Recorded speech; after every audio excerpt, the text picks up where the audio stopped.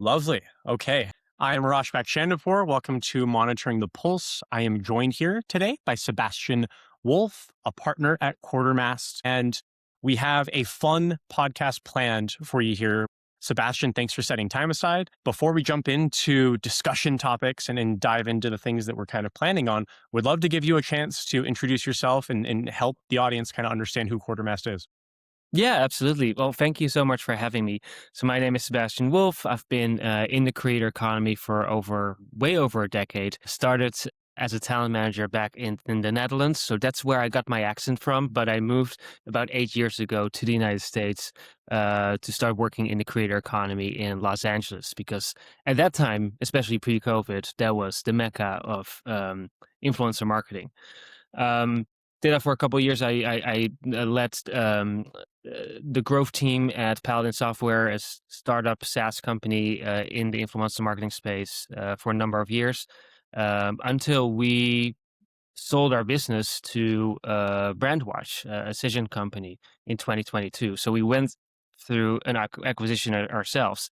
Actually, as a matter of fact, before Paladin was acquired, we acquired a company as well. So we've been in the chairs basically of understanding how it is to acquire a company or being acquired. Anyway, did that for a couple of years, didn't let the integration, the commercial integration at Brandwatch for the influencer marketing platform. And, after you gone through a process like that, you are trying to figure out what's my next step, what am I interested in. Of course, I wanted to stay active in the creator economy. So my former CEO of Paladin Software and still very close friend, James and I decided to basically start a new business called Quartermast Advisors, where we help industry professionals, leaders, founders in the creator economy sell their businesses, basically. So it's a very simple format. We operate on a global basis, and our biggest differentiator here is that we are ourselves operators or previous business owners in the creator economy. So we understand this economy as no other if you can compare that to other M&A firms out there. Yeah, one of the interesting things I think that's very unique, not unique, but very specific to Quartermaster is you guys have a very specific niche with the industry that you've chosen. I think that's one of the most difficult hurdles that I've observed for businesses as they try to understand what industry to go into. I'm curious, other than your experience, was there discussion around industry or considering industries outside of that creator world that you guys have already so much embedded experience in?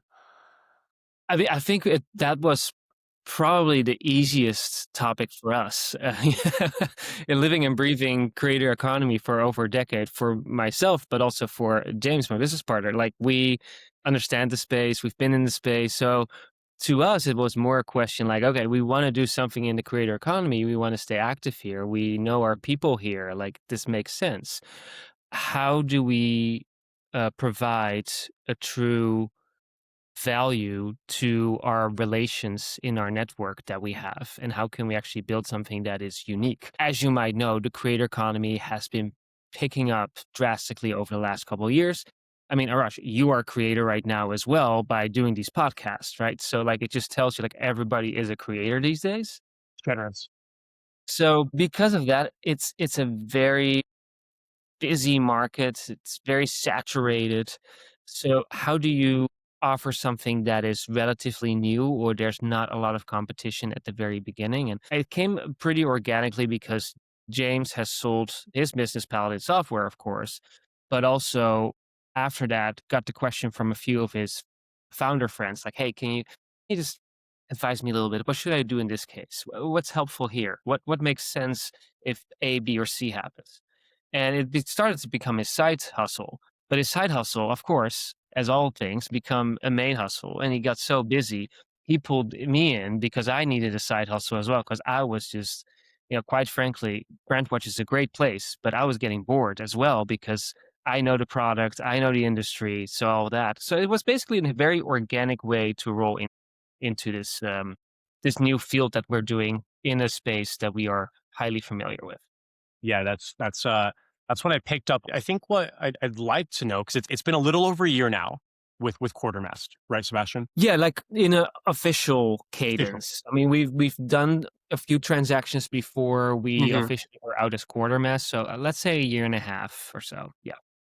In that year and a half, what is the single biggest insight or lesson that you would want to share with an aspiring either entrepreneur, advisory entrepreneur, or agency owner about identifying a niche? And if not the niche, then succeeding specifically in the M&A advisory world? Yeah, I mean, with identifying a niche, I mean, I think this is both for it's actually basically the same answer to creators as to business owners. I think you should always do something that you're passionate about, something that you really enjoy doing. And no work that you'll do ever in your life is going to be 100% perfect, of course. But doing something that you love or having a big sense of feeling useful or anything like that is so important. So I think that's the main important, like lays your strength? What are you really passionate about? And, you know, especially me coming from a European background, there's a lot of naysayers because if you try to do something new, Europeans are very much like, oh, I don't think you're gonna. Why would you do that? Just stick to what you've done before. I'm like, no, dude, let's try something new. So I think that's the most important thing. Find what you're passionate about, build it into a business, and you can actually use anything in the creator economy these days to become successful, whether that's like through marketing channels, or to even provide your services online through online courses, et cetera, et cetera. So that's number one. As for business insights, anyone who starts a business, I would say make sure you're always ready to sell at any point, even if you don't plan selling your business. Like life happens. You never know what happens. There might be reasons why you would want to sell, or there might be, a prospective buyer popping up that offers you something that you can't refuse. But if you've never prepared having solid financials, a good administration, and a team that can handle the day to day items without you, everything could collapse, even though the business might look great at a glance. And this gets me to the second point as well. It's hard to sell your business when your business is 100% leaning on you. Great that you're doing all the heavy lifting. Glad for you. Very nice. But you need to have a team that can do the day to day without you, because otherwise, what would a prospective buyer say in that case? Like, okay, what happens after acquisition? Like, how do we run the show? So those are a few things that I think are important. Yeah, I think those really resonate. So I think the first one you mentioned was like identifying something you enjoy. You've obviously been in this space for a decade plus, right? Like you know it. You wouldn't have done it this long had you not enjoyed it, right? There's a lot of Right. options out there in the modern world. That's the first piece. And the second one I think is really interesting. The always be ready to sell. I think there's two different ways that this can be interpreted, which is the first one is maybe uh, don't stay on the sinking ship or don't loosen your grip a little bit. There's a lot of pride that goes into a business. So I can Yeah. only imagine for number one, for succeeding businesses that have prospective buyers, how hard it is for those founding teams to say goodbye to the business, right? Like they poured themselves into it. The inverse of that is if the business is not thriving. And from there, to your point, it can be an abundance of things.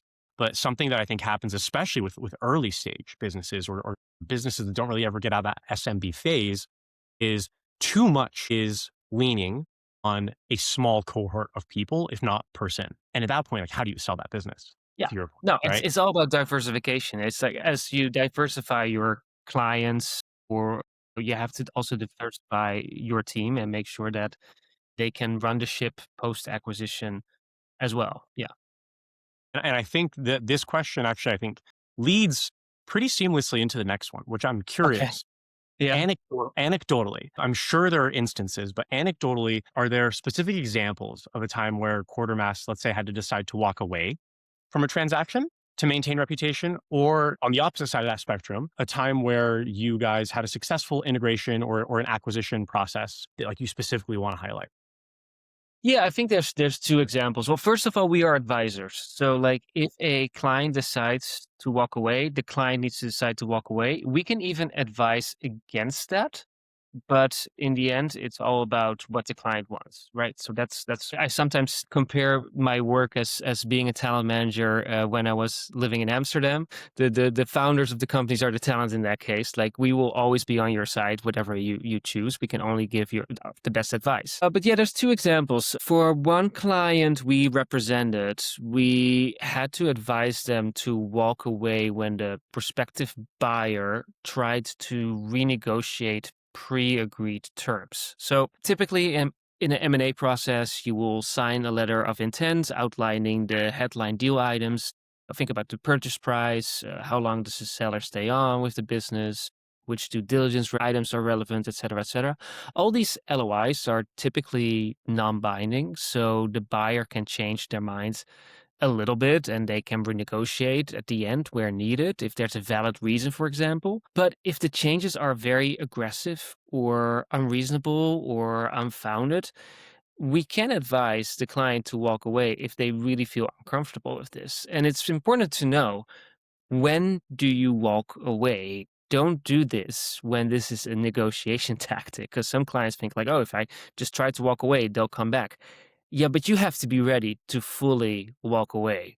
Only do that when you're ready to lose it all, which can happen as well, right? But we've had a case where we said, hey, this is the max. I would recommend you to walk away from this deal. We'll find you somebody else. I know it sucks. We have to go through the whole process again. But I think that's the strongest thing we can do. And they might come back. I mean, it is an option that they come back. I just can't promise that. I did have a sense that they would come back, but of course I can't tell that to my client in that way because I don't want to set false expectations. So anyway, client was happy to walk back. We walked back and let the prospective buyer sweat a few days. Then I sent one message. I said to the buyer, I said something along like, "Hey, listen, I haven't gotten any response from you from deleting all of the items that we disclosed. So can you just please confirm that within the next hour?" Got on a call. He says, "Can we talk again?" We got our deal back. Like those things are really helpful and really impactful. It's all about timing. On the other side, the flip side, we've also had situations where our client wasn't prepared enough. And, of course, it's our mission to help our clients being ready for a sale as much as we can. So we will do that, of course. But sometimes circumstances pop up. Sometimes there are some things that a client that we work with might not have told us. And this is a business of trust. So we want our clients to know everything, the good, the bad, and the ugly. Because if you don't tell me the bad and the ugly, it will come out eventually. And you can't hide from that. And we've had a situation where they became a little bit evasive, didn't hop on calls, so we're not like following through anymore. And our entire business model is based on a success fee. So we can't invest all of that time. And on top of that, this is even more important for me. We also tap into our network, and that's also our reputation. So if we feel that a client might not be able to pull through, that's a reason to step out. And we will do everything that we can to not make that happen, of course. And that really comes to validating these clients before we actually sign them on. Interesting. So on that first one, you mentioned that it's not necessarily always a negotiation tactic, but sometimes you Correct. have to walk away. Fortunately, Yes. in the instance that you shared, it sounds like it did benefit and worked out positively for the transaction. But that was not by any means the intention of walking away because there were material changes to the agreement. I had a gut feel. Okay, I think it would happen. But I mean, I didn't want my client to think, oh, if we walk away, we might get it back. Like you have to be prepared to lose everything because you can't walk back and then crawl. I mean, it will only weaken your position if you then sure, come back. Yeah. sure. That has to be a really hard conversation to have with clients. So yeah, after all the work that we've done, we have a prospective offer in front of us, Yeah, like an LOI. it is, but at the same time, it's usually after a compounding list of things that have happened during the due diligence or legal items, so it doesn't pop out of nowhere typically. It can happen. M&A is tricky, so it can happen if things pop out of the ordinary, but typically if it's like a walk away conversation, the our client is usually also quote unquote fed up with a few items and it's time time to move on. That's fair. I guess it comes to a boiling point at some point. Correct. Yeah. And then the second one I think is interesting. Like you might have seen me start to smirk as you were talking through it. I think of it as like a client and attorney relationship almost. You Yeah. work so closely with this business, and everything that you're doing is long term in their best interest, assuming that everything, all the context that you have is accurate, right? Like that's the best chance you have to advocate for them and make sure you have the best deal for all parties involved. And if you don't have all the information, like this stuff will eventually surface. So it's always interesting to me to hear those kinds of things because it seems intuitive, but I understand. I can only imagine the human instinct in certain seats to be like, maybe if I don't say X, Y, or Z, we'll be able to skim through things. And Yeah. And I think this gets to the point where it's so important to work with people that you fully trust. And that's with anything you do, but especially with like these big things like anything like that, financial stuff. So we always advise our prospective clients when we are talking to a new prospective clients, talk to several M&A advisors. Just don't talk to us.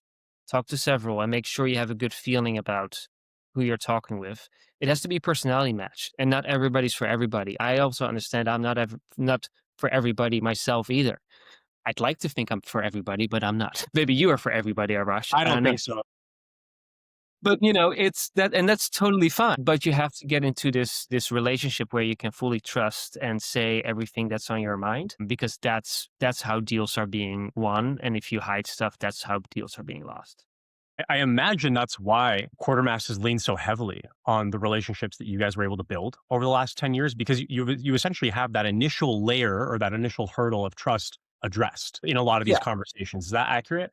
Yeah, I mean, most of our clients, even like clients that decide to sell their business, as well as our relationships of prospective buyers, are people that we've known 2, 3, 5, 10 years in the industry. So for us, it's not always about being the loudest in the room, perhaps, but it's more about consistently delivering at times and make sure that we're reputable and that we are trustworthy. Um, yeah, I think that's way more important than anything else. Yeah, got it. And the next question here that I'm curious about is, actually, let's do this first. Help the audience, the listeners or the viewers, understand what the previous 6 to 12 month journey was like for Quartermass, Hmm. and follow up for you from there. Yeah, I mean, starting starting a advisory firm, you have to find clients that are willing to put their trust in you while you run that process. And I think in the first year, we learned a lot of the type of clients that are really good type of clients for us in the specific creator economy. Like there could be like little niches, or it could be certain elements within the business that we're like, hey, these are the sweet spots that we can really help with. Also personality wise, make sure that we have that personality fit. But also just the type of client improves, of course. Like in the beginning, and it's with every business, you try to stay focused, but at the same time, you can't be too picky because you also have to build your business. So yeah, money, but also reputation, and build, basically get kilometers on your or mileage, get mileage. We're in Yeah, America there you here, are. get mileage, get your mileage on. So like that's very important at first. So that was a thing for us in the first year. And it was funny, I was talking with James about this actually last week, where we were reviewing the clients that we have today versus exactly a year ago. And we're like, hey, the type of clients are much stronger compared to last year. And that's no negative thing about the clients before, but it's just like larger deal sizes, or they have like a little bit better structure or whatnot. So, or it's a better fit for us today. So we definitely see that change. So we've been really building things up. We Yep. also learned how to do marketing that works for us. So we are releasing biannual influencer marketing and creator economy M&A reports, where we highlight some of the largest transactions, what are the valuation multiples, what do we see happening in the space, some predictions. So we do a lot of thought leadership as well, instead of just only some cheap posts here and there. Like we really want to add some value to the space for free while we are generating new clients this way. And I think that's for us as well for the upcoming 12 months. I'm flying to Dubai tomorrow for the 1 billion follower summit. We are hosting a networking mixer on Friday night with one of our industry friends. We already have over 100 RSVPs from all over the world. It's going to be a great place for executives to network. So I'm really excited to do that. We'll release some more reports over the coming months and at the same time keep closing deals. And then as soon as we are allowed to share the deals that we've closed, because you're not always allowed to share it instantly, but as soon as we're able to do that, we hope that the business will pick up even further. The needle. Yeah, I think when you and I spoke, and I asked you this question about how do you look at 2026, I think the piece that you said to me was, we want to double transactions. Yes, That's absolutely. That's the goal. Yep. So it sounds like you have you've refined what type of marketing. I think a note that I took down is marketing that works for us is what Yep. you said.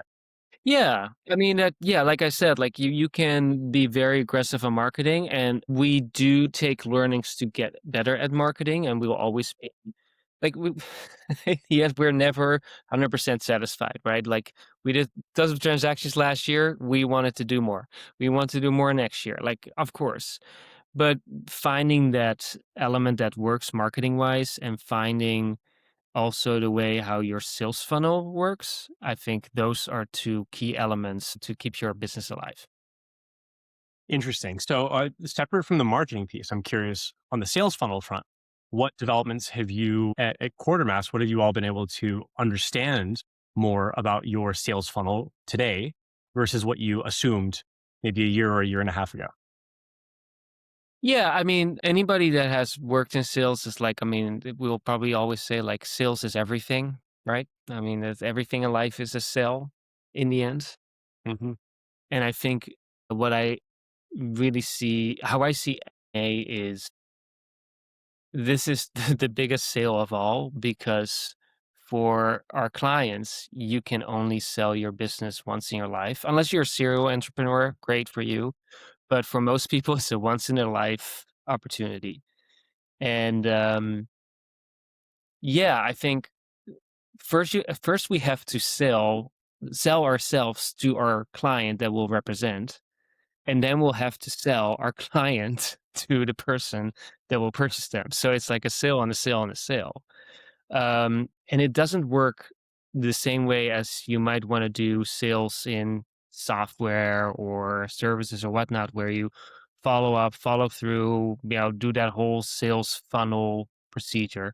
For us, it's really more about the relationships. And if we notice that a prospective client, whether it's buying or selling, is not super interested, I mean, we can try to send some more information to change their minds, but you have to find the ones that are really eager and interested because only those ones will have successful transactions.